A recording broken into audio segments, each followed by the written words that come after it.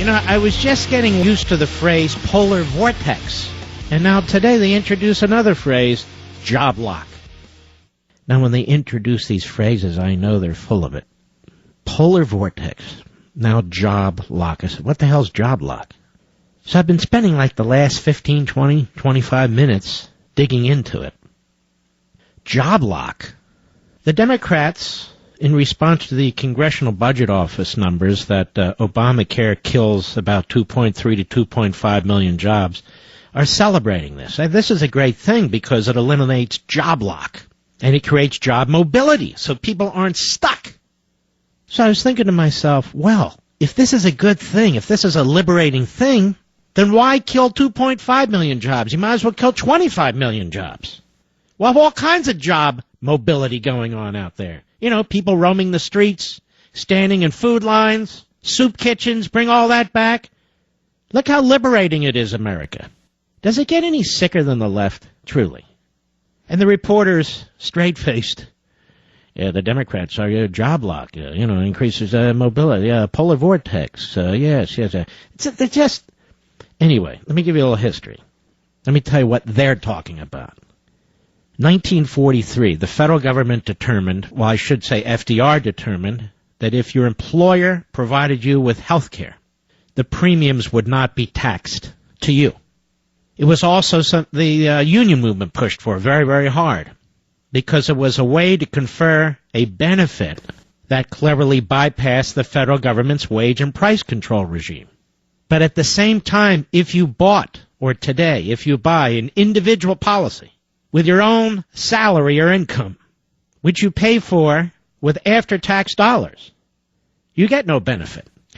So the social engineers of the New Deal got their way. Tens of millions of people today rely on employer-based health insurance as part of their wage package. Meanwhile, people who buy their own policies individually, they're taxed. Now, because they seek to nationalize the entire industry, Obamacare being a big first step, and bring it under the control of this federal leviathan, they've changed their argument. Now, what they supported before, isn't it magnificent? Health care for millions and millions of employees and union workers by their employers. Now it's, wait a minute, we've got job lock. Huh? Job lock, job lock. People who rely on employer-based health care benefits are said to be suffering from job lock. Now, as best as I can tell, from my 20 or 25 minutes of deep, deep scholarly research, this phrase was concocted in the early 1990s. And it was used and abused by the Clintonoids, a.k.a. the hemorrhoids, who were promoting it when Hillary was promoting her Stalinist-like healthcare system. And it's supposed to mean that people will not move from job to job because they will lose their employer-based health policies. And by the way, during my intense 25-minute research, I came across a number of studies and surveys that said that's not true. But that doesn't matter. Let's put that aside. This entire thing is a smokescreen, which is why I want us to work our way through it.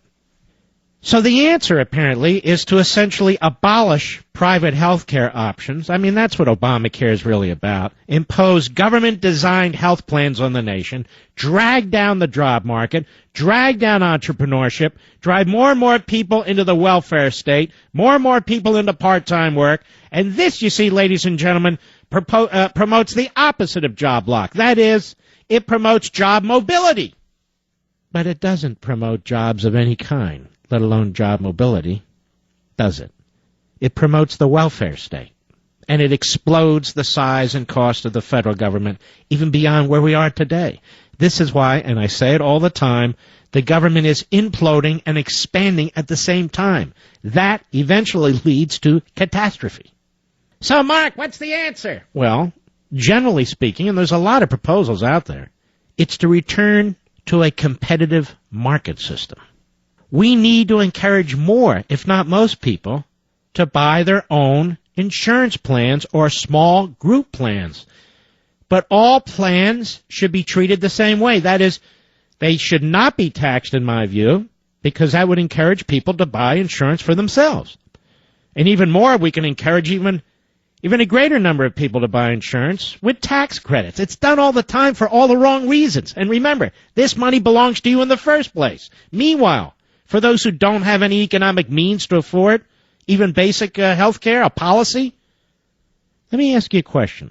Rather than all these layers of bureaucracy, all these massive programs and waste and fraud and abuse and people cheating and lying and Medicaid taking up over 25% of every state's budget and only getting bigger and more bloated, would it be cheaper to buy a basic health care policy for people who can demonstrate without question that they have no money?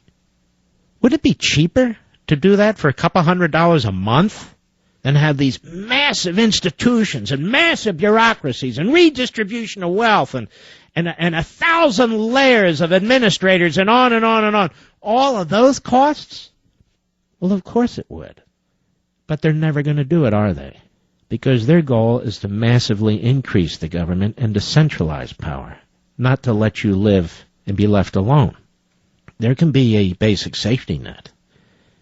But do we have to destroy our entire healthcare system for everybody to accommodate this agenda? And that's what we're talking about. So this job lock thing is completely phony. But apart from that, what does that have to do with Obamacare and putting 2.5 million people out of work? Nothing. One has nothing to do with the other. They're seizing on this as some kind of rationale. They're defending Obama. This is the problem, folks. The left. They defend the impossible. They defend the disastrous. Because they're fanatics. They're zealots. I don't care if they're dressed up with nice dresses and suits and they pretend to be politicians. They're out of their minds and they keep pressing. I'll give you an example. Who's the biggest coconut on Capitol Hill? Yes, Harry Reid, and there's a lot of them. Do you think Harry Reid ever heard the phrase or the term job lock in his life? No. Somebody whispered it in his ear while his cream of wheat was dripping down his chin at breakfast. Harry, repeat after me. Job lock. Job lock, job lock. Just say job lock. Anarchist, no. Teabaggers, no. Job lock, job lock. Here he is today, cut 6. Go. The Republicans talk about losing millions of jobs simply isn't true. It allows Stop. It's not the Republicans talking about it. It's the Congressional Budget Office talking about it. No, it's the Republicans, says Minnie Mouse. It's the Republicans. The teabaggers. Start it from the top. Cut 6. Go.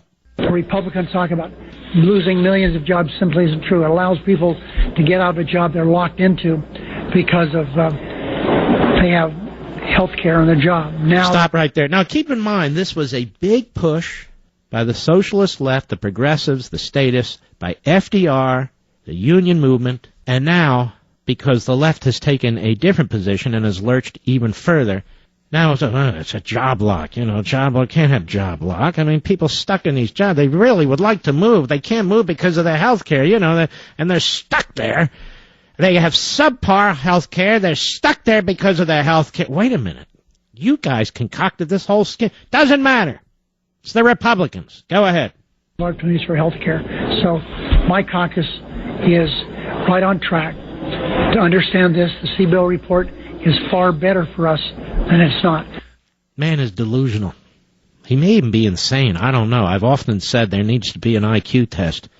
Breathalyzers, drug tests, everything else before they take an oath.